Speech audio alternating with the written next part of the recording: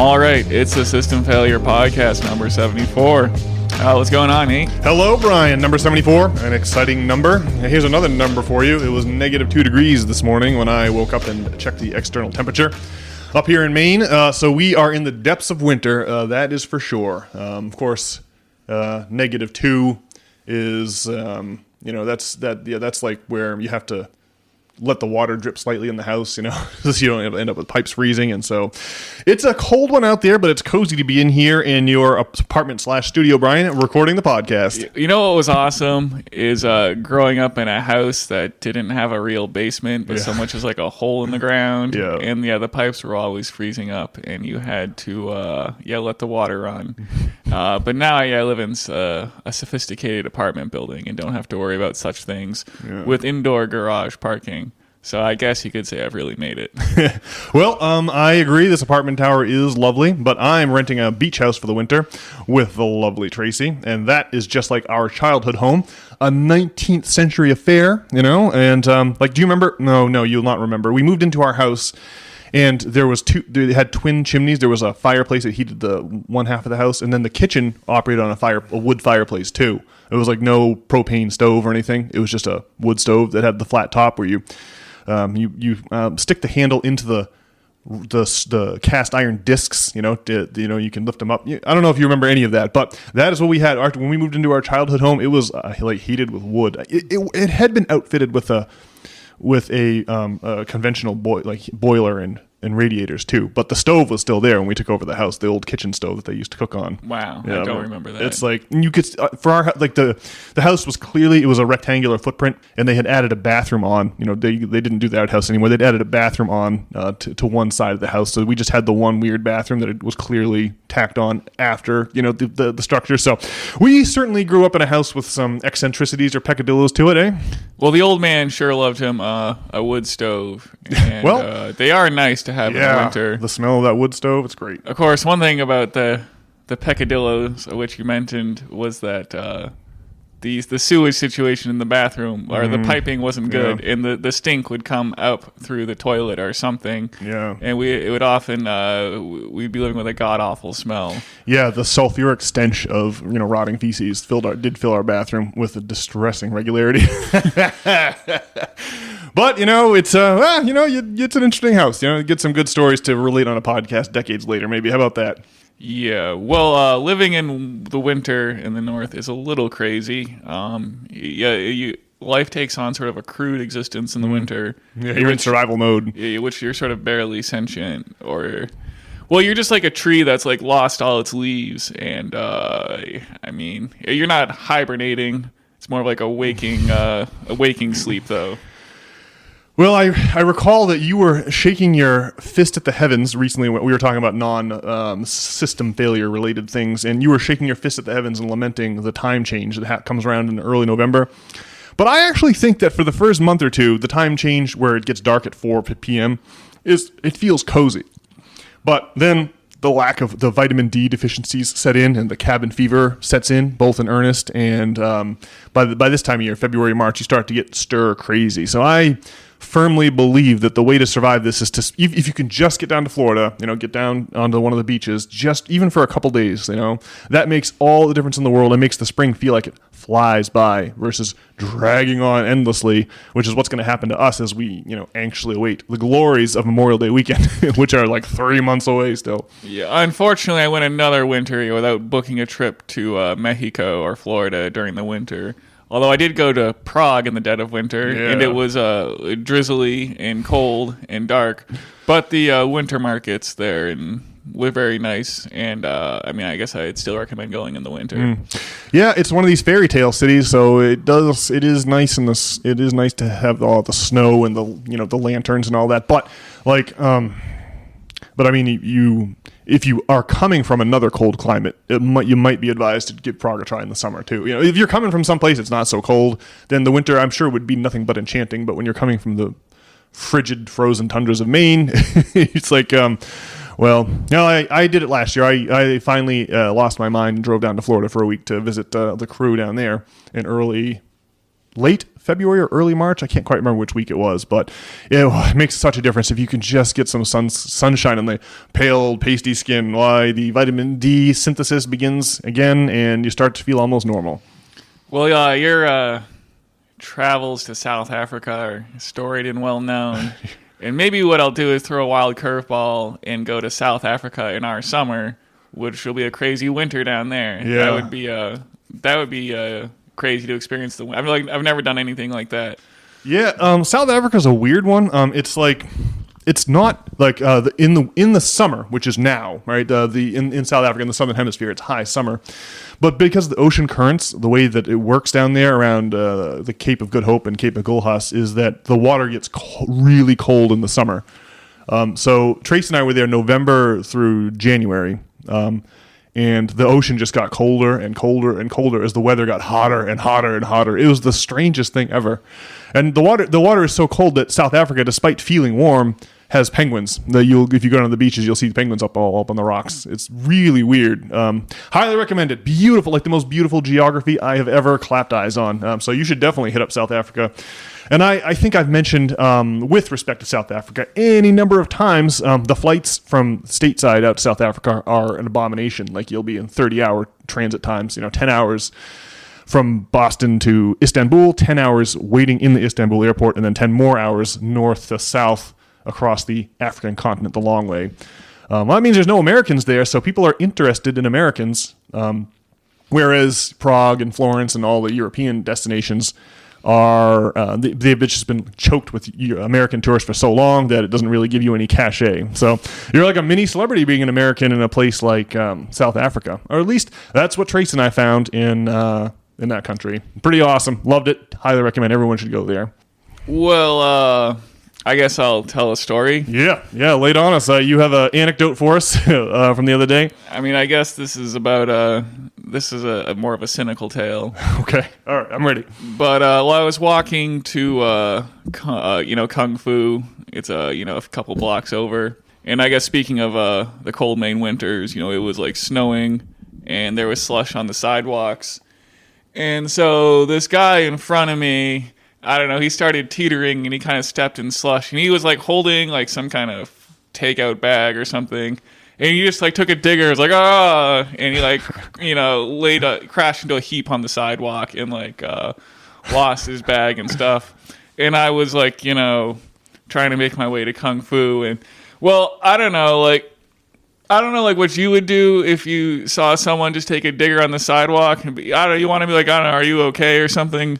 But this dude was like straddling the line just the way he looked. Like I couldn't tell if he was like homeless or not. And I mean, I feel like if you're on a Titanic lifeboat or something and someone's trying to like drag you in and you have to beat them down with a paddle to secure yourself. And man, I don't know. It reminded me of the decay of our society. Yeah. I remember being in when I had an apartment in this apartment tower a couple of years ago. I remember it was Christmas Eve, and it was like a frigid Christmas Eve. This is December the 24th, 2022, and our windows looked out over Longfellow Square, and there was like a homeless dude sleeping on the bench, and I was like, that is a brutal way to spend a Christmas Eve. Oh, that is like sub-zero temperatures and just sleeping on a bench with some inadequate blankets. Oh man. And Trace, the lovely Trace, and I were like, what do we do? I mean, we can't, like, the way that it works is that when the price of housing gets jacked up, like, some people are going to fall out the bottom of the economy. Some people aren't going to be able to afford housing anymore.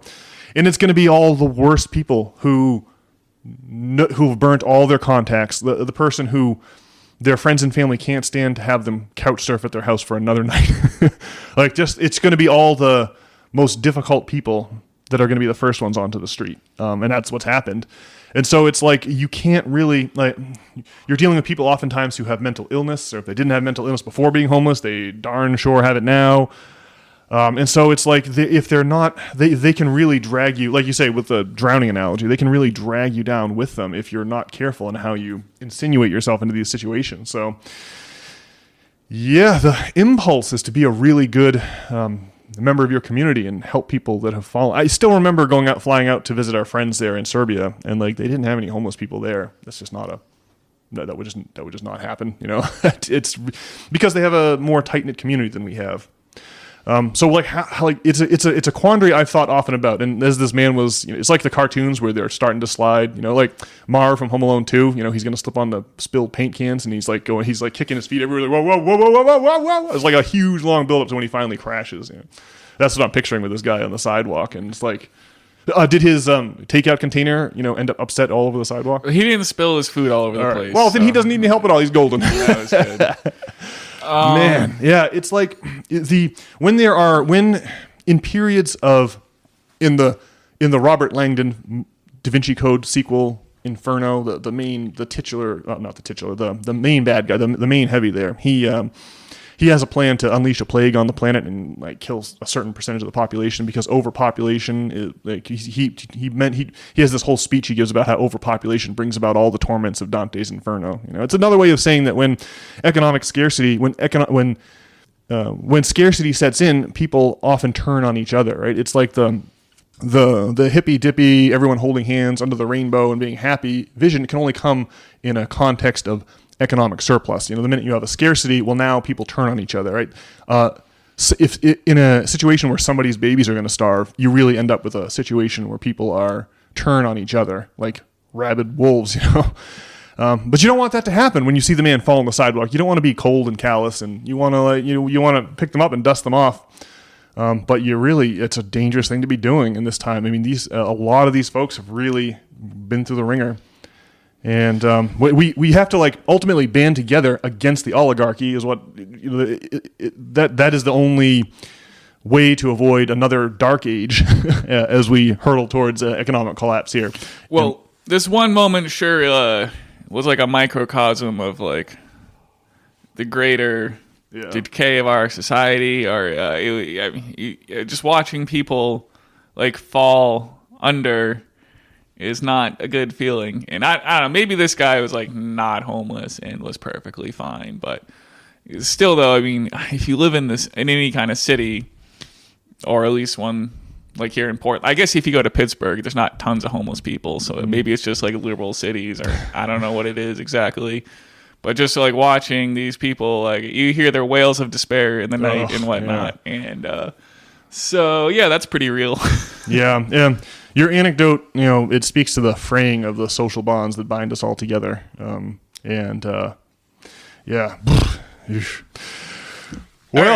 yeah. So speaking of cynicism, Brian, I'm given to understand you have some political cynicism to share with us that matches the economic cynicism just espoused. Yeah. Well, so just one idea that I've heard bandied about is that maybe Kamala is going to run again in 2028. I was just on the can, and I saw on Twitter. Like on NPR, they've talked about this a bit, and I don't know. It's a couple other places. I don't know what the Democrats are going to do, but what I want to make a prophecy as to what's going to happen. Let's hear it. And that is that they're not going to run Bernie Sanders. What they're going to do is run some kind of establishment shill who is going to not be like a socialist. Right. It's going to be some kind of wolf in sheep's clothing. And I guess I just reminded of this tale that you told. I think you were trying to go to like a Bruins game, right? And you rolled up in the second period. Was it like a playoff game or something? No. It was a Sunday matinee against the Penguins. And I was with the captain, and we were trying to scalp some tickets to the game, and it was midway through the first period. We were like, we each had $50 in cash, and we were like, well, if we can go to the game for $50, great. If we can't, then we'll leave and not go to the game. And I just remember there's a bunch of urchins like scalping tickets in front. Now everything's digital. This was like 10, 15 years ago, so it's much harder. But it used to be there was a whole bunch of scalpers, and everyone would be asking, "Need tickets? You need tickets?" And but it turns out that there's really just one guy at the center of it all. Everyone else is his little So if you say yes, I need tickets, they're going to bring you to their man. And so we went to talk to the man. And we were like, well, all we got is $100. Your tickets are about to go from being worth something to being worth nothing. How about you sell them to us for $50 each? And the guy was like, I'd rather tear them up than give you your $50. Why don't you go to a matinee? And I was like, well, I guess that level of business acumen explains why you're scalping tickets out in front of TD Garden and don't have a regular job. You're like, wow, that's crazy. All right, yeah. And so I think if you look at it from like kind of a game theory perspective, if you're a ticket scalper, I mean, probably like, what did he want? Probably like $100 per ticket or something. Yeah, he would ask for an inflated price, and we lowballed him, and we couldn't meet in the middle. Right. So like, he can't have people start like waiting until the second period and then paying $50 for what should be $100. He has to kind of like hold the line. Yeah. And so I think it relates to our Democratic establishment. In that, like, the last thing these people want to do is start getting into a bidding war with, like, the Donald Trump Republican movement for, to bring equity to the American voter, right? Yeah, I see. What they want to do is push out some other kind of, someone. Well, if they have like a woman or a minority, they can say that they're being progressive without actually having to do anything progressive, and then we can continue, funding wars in Ukraine and Gaza and whatnot, and just totally maintain the status quo, right? I see what you're saying. You can't give the rabble an inch, even if that means the Democratic Party is no longer a serious party and doesn't win elections anymore. Like, at what point do you think the Dems are going to need to actually win one at any cost to maintain their relevance to the American political scene? It's happened before. You have the Whig Party disappear to be replaced by the Republicans in the mid 1800s. So like, I don't know. I can't be like, yeah, that prophecy is definitely not going to happen, even though it's a horrifying prophecy, because I mean, the Dems have shown a near infinite propensity for trotting out, milquetoast corporate candidates that everyone hates. I don't know where they find these people. But ultimately, like, the middle class is being, withdrawn. The middle class was created by the New Deal policies of the 1930s is slowly being clawed back, and so we're either just gonna end up in some dark age where everyone in this country is poor except for a few super rich monopoly guys, a few super rich robber barons, or the great majority of us are gonna have to strike back. And like, it is nominally a democracy, so I just don't know how long the Dems can play that game. So I too have wondered, what are they going to do? How are they going to respond to the resounding loss in 28? Well, what we need is for the Donald Trump administration, and Elon and Tulsi and RFK Jr. to go in there and really do a bang up job and put a lot of pressure on the Democrats to at least concede something. Yeah, I guess we'll have to see. I guess this kind of.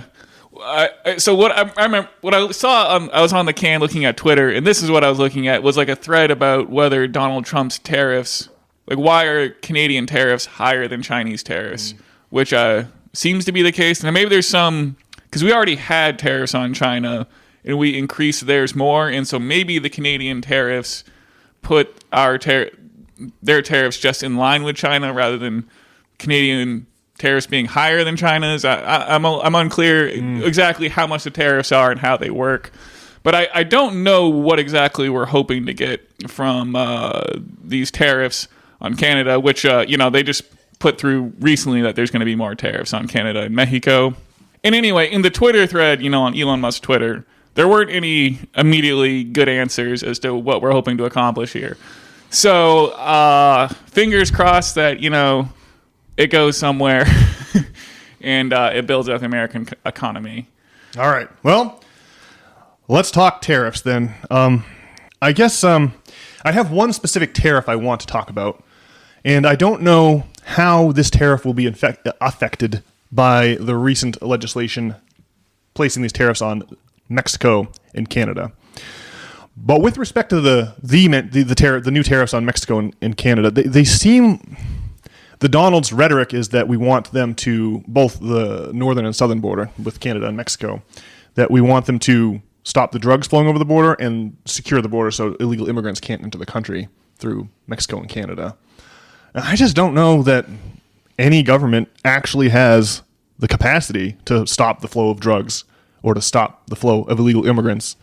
And more to the point, the flow of illegal drugs is really important for intelligence agencies because the sales thereof is how they furnish their black budgets that aren't reviewable by the Pentagon because it's not taxpayer money. And I don't think that anyone can stop the wandering of the people, the Volkswanderung that has characterized human history since time immemorial, right? How are you really going to, secure a 1,500-mile border? It's just, it doesn't make sense to me. But the specific tariff I mentioned earlier is a tariff on automobiles. So I just wanted to talk about automobile tariffs as a case study. Now everyone knows we're living in the era of the electric car, right? You see more and more Teslas on the road. There's even a few Cybertrucks rolling around. All of the big three Detroit automakers are putting out their offerings for an electric car. The issue is that all the American electric cars are junk. They're crap compared to the Chinese electric cars. This company, BYD, is making electric cars that are taking over the roads of like Europe. Right? We mentioned South Africa a few minutes ago. In South Africa, like same in Serbia, the highways are all being constructed by like the Chinese. Right? The Chinese are the Chinese are working out deals with all the governments of all these countries to come in and work their infrastructure projects. It's the Belt and Road Initiative. And the complement to that is this company BYD. They make unbelievable. If you go on their website, they have you can like their website is like a virtual dealership where you walk a character around and get in the cars and you can drive them on a test track.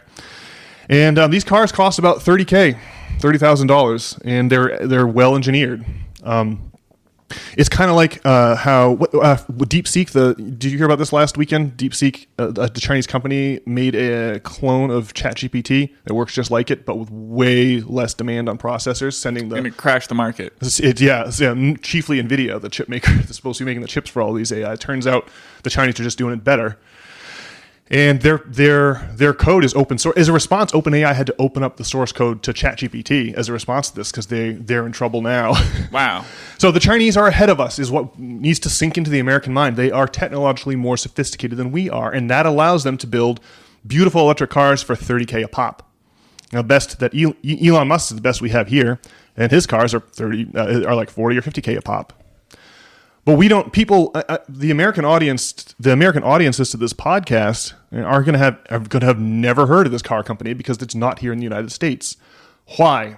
We slapped tariffs on Chinese imports, starting with the first Donald administration. The Donald placed a tariff in his first administration. The Donald placed a tariff of 27.5% on all Chinese automotive imports. And get this. So we're talking about the Donald as if the Donald's connected this tariff idea. But the tariff on Chinese automobiles was increased this past year in May of 2024 by the Biden White House from 27.5% to 100%. So that means that if you wanted to buy, if the BYD company wanted to sell these super cheap $30,000 electric cars in the United States, you would also have to pay another $30,000 to the government in a tariff, as a tax. Right? So that makes the total cost of the car $60,000, and that is something that Detroit and Elon Musk can definitely compete with. And so I just think that the idea of tariffs is think about like if you run a business that needs electric cars, right? And you with this American business are trying to compete in a global marketplace. Like your expense, all of the European and Asian companies are all going to be able to use $30,000 BYD cars for their, or trucks for their freight needs. But you, the American, are stuck paying $50,000 or $60,000 because of these tariffs, making your resulting products hopeless in a competition with foreign products. You can just see how these tariffs are really with that context. You can see how these tariffs are really they protect the Detroit automakers because the Detroit automakers are incapable of competing with BYD in a free market scenario. We have to slap tariffs on the imports so that to make the business viable in Detroit.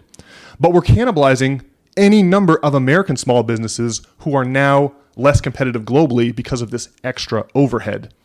So it is a way of cannibalizing the wealth of the less wealthy and powerful and redistributing that wealth to the big three Detroit auto car companies plus Tesla. And so I just think that tariffs are just they are a horrible economic policy that is designed to benefit the already wealthy at the expense of the rest of us. And it's not it's not something that's exclusive. Would hate to associate. The Donald talks about tariffs non-stop, so he's going to be associated with tariffs for better or for worse. But it's very interesting to note that Biden jacked up the tariffs even more than the Donald did this past year in 2024. So that really paints an interesting picture here, I think, about tariffs and what might happen here. I do wonder if this isn't some kind of a bargaining chip. Where the Donald's trying to get something else, maybe on the Wall Street Journal all week, the impending tariffs were the language used in the Wall Street Journal pages was like, if these tariffs are actually passed, they might have this effect. So it seemed like the Wall Street Journal expected that these tariffs were maybe a negotiating chip more than a serious proposition or a policy end goal of the Donald's. So, well, to go to your point at the top, immigration and drug smuggling or whatever, those are both like issues that are like extremely in our own control. Like, well, I mean, I guess there's a problem. It's hard to control the diaspora of peoples or whatever. But I mean, it seems like NGOs or a lot of forces were bringing a lot of people across the U.S. border. And I don't know if you listen to Eric Weinstein talk about it. Brett Weinstein and, I don't know, Dave Smith and others. But it's not just like Central American people. It's like Chinese people and like all kinds of people, which is a little crazy. But anyway, all that aside, it seems like if we wanted, we could at least drastically reduce the amount of illegal immigration if we wanted to. And then the drug policies we're just like falling on our own sword here, right? You could easily just legalize the drugs and then have it be legitimate business and then end the cartels overnight, right? I mean, this fentanyl is like a huge problem, and like if you could just get drugs from a little reliable source, like way less people would be dying from fentanyl overdoses, right? Yes.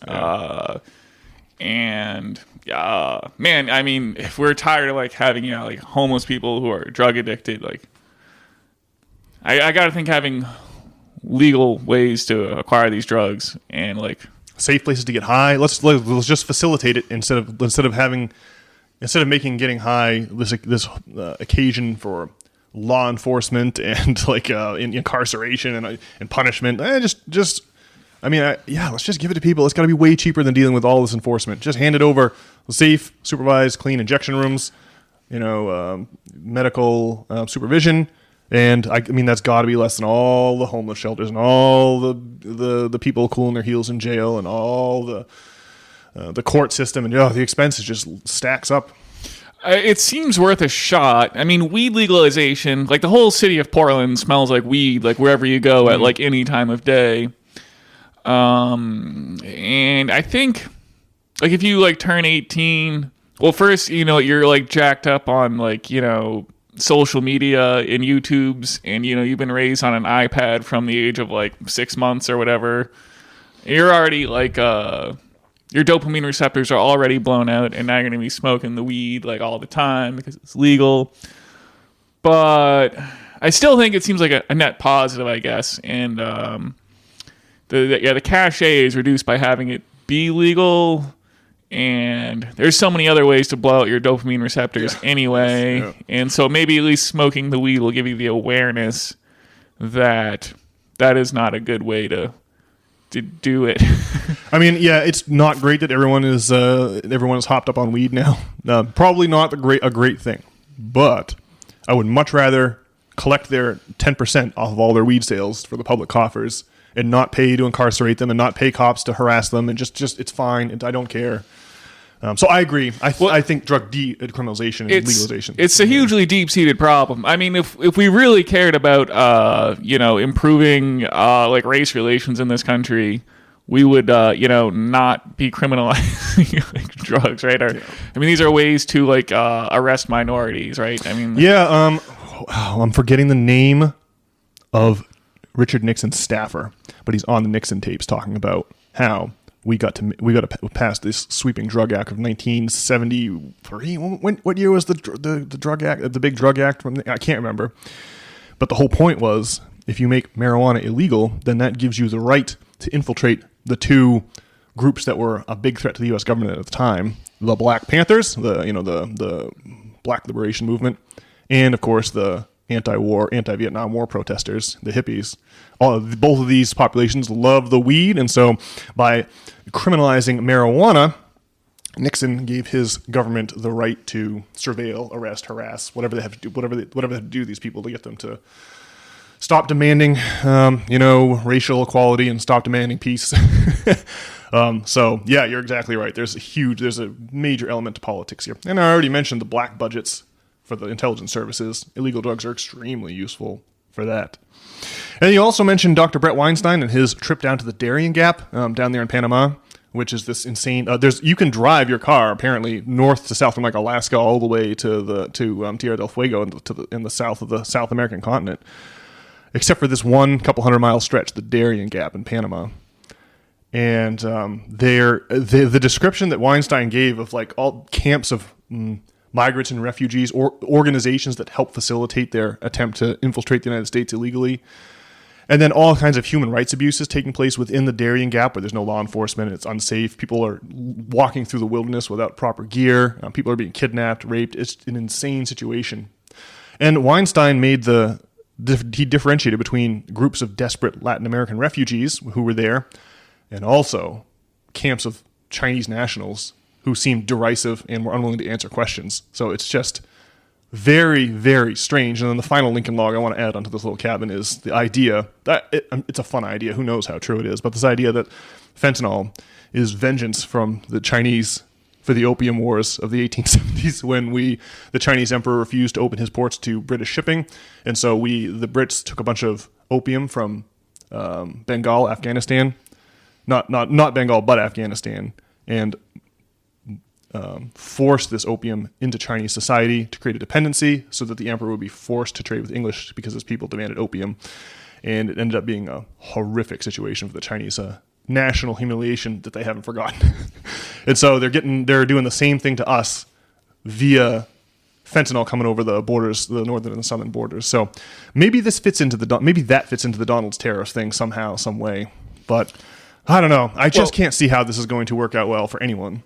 And just also with your regards to your point about auto manufacturing, I mean, I guess rather famously, American manufacturers got wiped out by Japanese automakers. Yes, yeah. I don't know if that was like the 90s or the 80s, but yeah, I think it was like the late 70s that started to happen. In the 80s, it happened in earnest, and it was the German and Japanese automakers. Well, I mean, Toyota famously makes a really good car, yeah. and I mean, I can tell you from looking at insurance settlements that they hold their value really well, and yeah, I guess American manufacturing used to be good, and then thanks to this competition, I guess American cars got a lot better.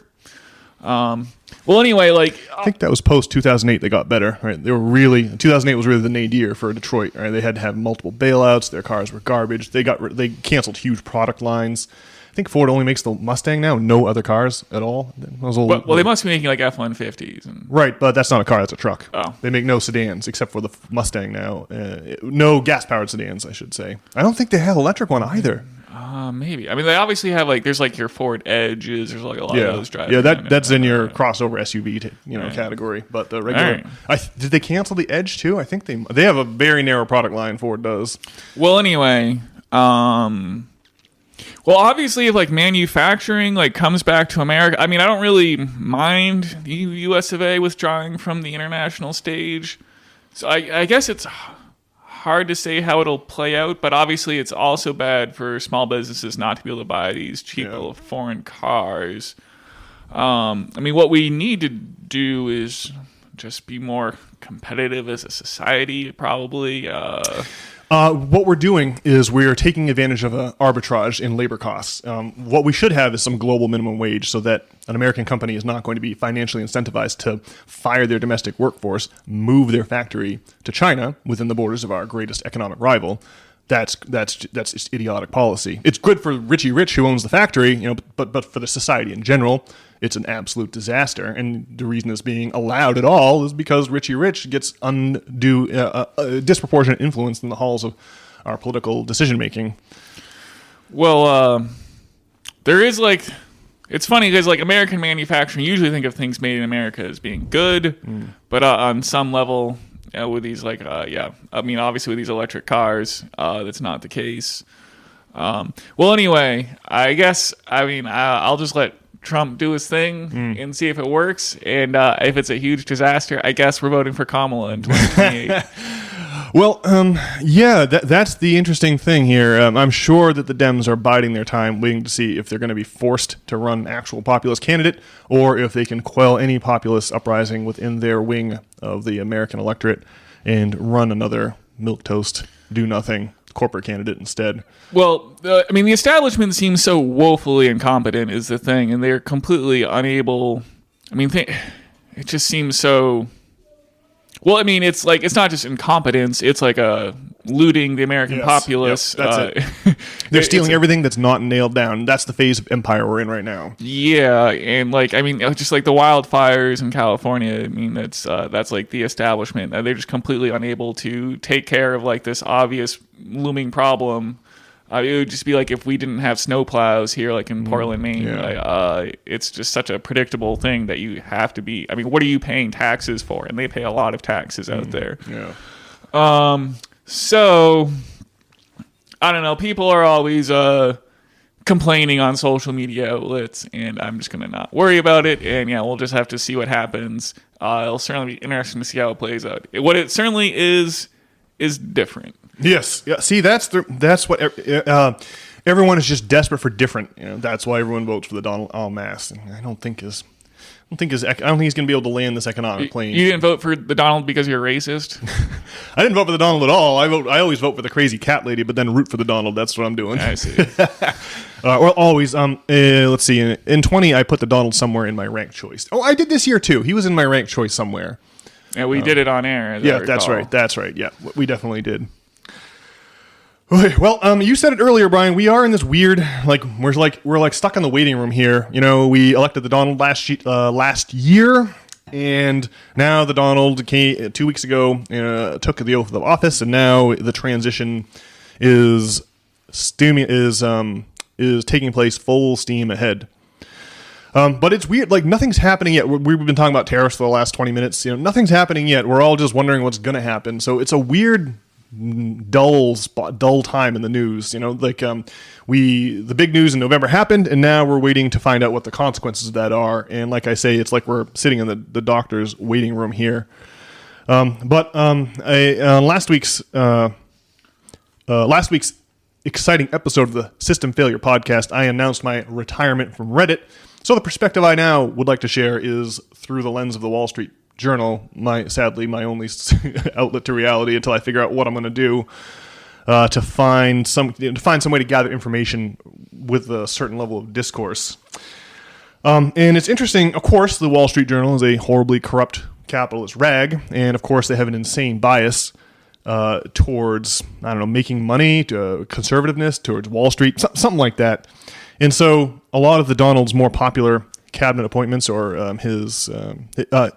specifically Tulsi, RFK Jr., and Kash Patel, the appointments to Director of National Intelligence, Department of Health and Human Services, and Kash Patel is the FBI, right? He's going to be in charge of the FBI, yeah. And so the confirmation hearings this past week for Tulsi and RFK took place. And the hit pieces I read in the Wall Street Journal opinion pages were just shocking. One of them was Tulsi Gabbard is a Hindu, as you may be aware, being of Indian heritage. And the type of Hindu that she is, so her sect, her religion, I guess ran a pyramid scheme at one time. Not that she was involved with it, or it was even in a country she was in. But the fact that her Hindu sect had once run a pyramid scheme was quite the scandal on the Wall Street Journal editorial boards this week. The same with some of RFK. They were trying to nitpick some of RFK. Mostly RFK got accused of being a trial lawyer who drives up the cost of medications by suing the drug company. So that's the enlightened opinion of the Wall Street Journal editorial board. Obviously, a few greenbacks slapped across a few palms is the only way you could arrive at deranged opinions like those, in my opinion. It's just crazy that people come up with some kind of critique. We can't have Tulsi Gabbard because her religion thing was affiliated with some kind of pyramid scheme. So what we need to do is install a nice, warmonger and keep this war in Ukraine going on for another 8 years. Yeah. Tulsi's big thing is, or head up until recently, her big thing had been surveilling of the American population and how she's opposed to that. So yeah, I think that losing that surveillance tool is a big concern of the oligarchy who's growing fat while the rest of us get thin and lean. I mean, at least what you'd want is someone who's like a critic of this stuff, and then if they can defend this ongoing war in Ukraine or surveilling American people, well then so be it. And yeah, I just can't imagine getting to the point where you have like some viscerally negative reaction to Tulsi Gabbard. Like, how brainwashed would you have to be? It's just unbelievable. Like, people just don't have any complaints about like how our country is being run and like what's going on, and like who are the defenders of American foreign policy? It's absolutely crazy. Yeah, well, there's scant few to be found outside the places like the Wall Street Journal editorial board.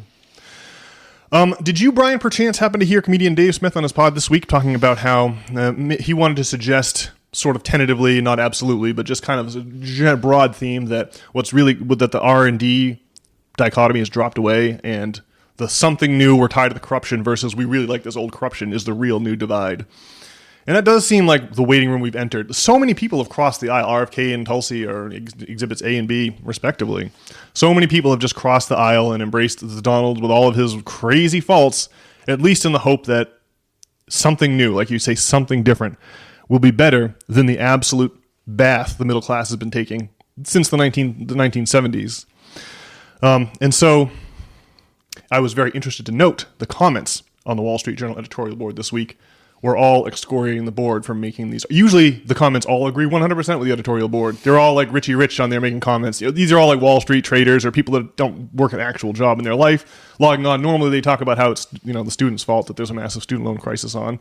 And if students were just a little more continent and did not spend their money on avocado toast, why then this whole student debt crisis could be averted if it's not some systemic problem, right? So usually that's the kind of comments I get.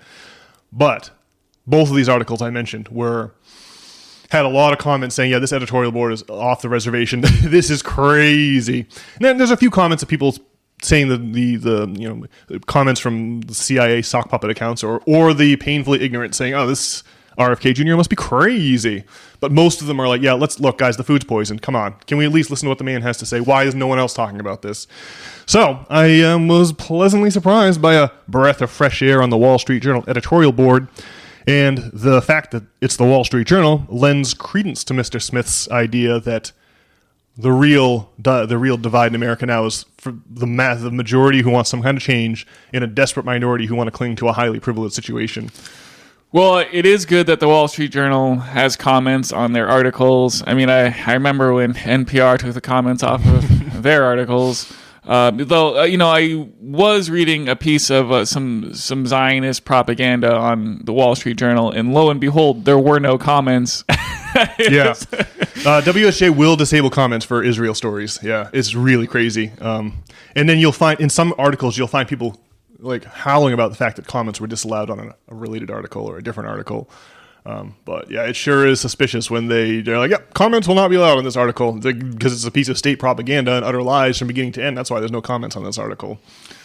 Well, at least they broadly allow comments. Well, that's reassuring to hear. And I just did see like Liz Warren. She was like losing her mind in trying to interrogate RFK. Yeah. So that was good to see her spazzing out. And, yeah, Bernie too. Like Bernie was trying to get RFK Jr. and just end up looking a fool. And it's like, yeah, I think the guy may have been addicted to smack for 17 years, but he's a crack trial lawyer, and he's right about the horrors of the processed food and the pharmaceutical industry. Those two industries have indulged in all manner of excess, and now their reckoning is coming, and they don't want to face it. Well, the Biden administration did ban Red 40 on the way out, or one of those food colorings, and so at least you can see which way the wind is blowing, and obviously RFK is right about a bunch of this stuff. It should be great. Maine has a long history of shipbuilding, and one of the biggest shipyards in the country is up here on the Kennebec River in Bath, Maine. It's called Bath Iron Works, and right next door to Bath Iron Works is the Maine Maritime Museum. Now, I recall in 6th grade, when I was in 6th grade, our class took a field trip to the aforementioned Maine Maritime Museum. And when we were there, one of the lads bought a bag of saltwater taffy in the gift shop. Now, on the bus ride home, upon the inspection of the ingredient list, we found the Red 40 on the listed in the ingredients on this bag of saltwater toffee, and the guy who bought it was no longer interested in eating it, and everyone was joking about how the Red 40 would kill our sperm. Now, we didn't really know what we were talking about, but the knowledge that the Red 40 was poison, right, was sort of absorbed by us through osmosis somehow, all the way back in 1996 or whenever the story takes place in 1995. So it is just wild that now it's 2025, and only now, 30 years later, do we have the actual government finally moving to ban this poison, from food products. Very, very odd. That's why, to me, RFK is like the most exciting part of the Donald administration. I can't wait to see what he can accomplish at DHHS. Well, as the great Robbie the Fire Bernstein said, you can't trust a fart anymore. Oh, yeah. Sorry to step on your joke there, Robbie, but that's one of the great jokes of all time. The food's poison, and no one can trust a fart anymore. Yeah, that was awesome. This, of course, Mr. Robbie the Fire Bernstein is the co-host of the aforementioned Dave Smith, for those who may not know. Yeah. Well, I think we got time for one more topic before we wrap up for today, Brian. And I just wanted to talk about the pending release of we're talking about positive things that Donald might be doing, which I do not count tariffs among them. But he is set to release more secrets than any president in U.S. history, according to journalist Matt Taibbi, which is very, very interesting. I wonder if anything of significance will actually be released, or if this is merely a crowd appeasement strategy. And so specifically, the Donald's going to release supposedly all the remaining RFK, JFK, and MLK files. So that's Robert F. Kennedy, Bobby Kennedy, and Martin Luther King Jr. Right? All these people were in conflict with the intelligence agencies. So I would like to believe that the Donald's crusade against the intelligence services would include this, and that it's not just a piece of meaningless red meat to throw to the lions. So I will be very interested to see what, if anything, is in these documents as our journalists comb through them, and if we could potentially enter into a second era of the Church and Pike Committee hearings of the mid-1970s. As folks may or may not be aware, the only time we've ever got a peek into what these crazy intelligence services are up to was during the 1970s in the aftermath of the Watergate investigation. And the hearings were crazy. These are congressional hearings in the people. They had things like a heart attack ray gun. You point at someone and shoot them with an invisible ray, and that induces a heart attack. You got no idea if this ray gun actually worked or was some kind of a scam or prop. But this is definitely the kind of thing that they were talking about in Congress in the 1970s. And the outpouring of information, MK Ultra, the mind control program the CIA ran on American citizens without their knowing, all Operation Mockingbird, where CIA bought journalists and embedded journalists in all of America's major publications, things of this nature. Operation Midnight Climax, where CIA kidnapped people, unbeknownst to them, plied them with prostitutes is how they kidnapped them. And gave them LSD and observed them behind one-way mirrors in seedy hotel rooms in San Francisco. I mean, the list just goes on and on and on. Operation Seabreeze, where the government dumped a neurotoxin onto the citizens of San Francisco intentionally. Same in St. Louis, where they used fans from on top of skyscrapers to blow harmful bacterial pathogens into the black African-American communities surrounding St. Louis so they could run experiments, take measurements. And so, is it too much to hope that we could potentially have a second era of accountability for the intelligence services? Do you think that Donald would actually promulgate such a thing? I don't know, Brian. What do you think? Is it too much to hope for? Does that sound like a pie in the sky wish or hope for me? Who's that CIA shill that Joe Rogan's always having on? Mike Baker? Yeah. So he was on Piers Morgan talking about this, and he was like, Lee Harvey Oswald, probably a lone gunman. Wow. And these releases probably aren't going to say anything satisfying. And, well, he may be right that the releases don't say anything satisfying, although, obviously Lee Harvey Oswald is not a lone gunman, and, the whole crazy saga is completely insane. Well, there is the thing, he was visited in prison and then, lost his mind. Well, yeah, so Well, that was Jack Ruby, right? Was he the guy who killed Lee Harvey Oswald? Yeah, that's what it is. This Houston nightclub owner, Jack Ruby. Houston. Was it Dallas? I think he was a Houston nightclub owner, even though it was Dallas where the president was shot. And he had all these mob ties. And so they, as he was being led to hearing or arraignment or something, they were parading the perp, Lee Harvey Oswald, and they just walked up and shot him with a .38 revolver in the gut. And that was the end of the line for Lee Harvey Oswald. And then Jolly West, who was this bizarre figure in the worst excesses of the CIA operations I just mentioned. Jolly West, this army guy who specialized in doping people with LSD, paid Jack Ruby a visit. Of course, they arrested Ruby. He just assassinated the person who assassinated Kennedy in broad view of the public. And so Jolly West entered the investigation and was in an interrogation room with Ruby for a lengthy period of time. And Jack Ruby was never sane again after that, and couldn't be. No information could be shaken out of him to help investigators understand why this classic mob tactic of using a patsy and then eliminating the patsy was being used, in the context of this crazy presidential assassination. So there's a lot of meat on that bone. Right. And Jolly West is connected to the guy in California there. With the murders. Jolly West is connected to the Haight-Ashbury Medical Clinic in Haight-Ashbury, the neighborhood in San Francisco, which ran there in the 60s, dispensing drugs to the hippie community that was, and so, that was Jolly West's affair, and that is where Charles Manson first got his LSD. And if you read that book, Chaos by Tom O'Neill, the coincidences just add up. It is the Bulagosi, the prosecutor in that case, totally cooked the case, and Manson himself was this petty criminal who was in it every time. He would get arrested for carjacking, petty theft, all kinds. He would just keep getting arrested selling drugs, and every time he got arrested, the feds called and sprung him from jail and put him back out in the public. And so, very, very strange. And of course, what Manson was doing was mind control devices using lysergic acid, LSD. What he was doing was related to CIA research at the time. It sounds like some plot to some fantastical sci-fi novel, but I would suggest everyone get that book, Chaos by Tom O'Neill, who initially wanted to write a magazine article about the Manson killings on their 30th anniversary in 1999. But then the more he dug in, the more crazy it got. And he ended up with this 450-page behemoth of a book with all those wild stories from the law enforcement surrounding the incidents with the Manson family. And, of course, the famous murders of Sharon Tate and her posse up there on Cielo Drive in the hills of L.A. So, yeah, dude, there is so much there. And I just really hope that maybe we are entering a new period of transparency and accountability for our out-of-control intelligence services. But boy, that does seem like a lot to hope for, eh? Yeah, well, hopefully something comes of it. Yeah. But I don't know what it means that he says these things are going to be released, but I guess they're not released yet. Yeah. And I don't know how that all happens. It sounds questionable. So hopefully it's not a nothing burger. Mm-hmm. The process is opaque to me too, so all I can do is echo your sentiment here, Brian, and hope that it is not a nothing burger.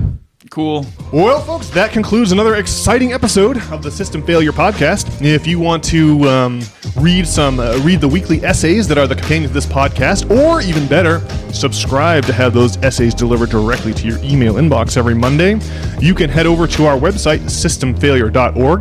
And if you'd like to get in contact with either Brian or me, you can accomplish that over at systemfailure.org as well. I'll be back to you on Thursday, folks, with this week's essay read, and Brian and I will be back next Monday for the exciting episode number 75 of the System Failure Podcast. We will see you all then. Alrighty.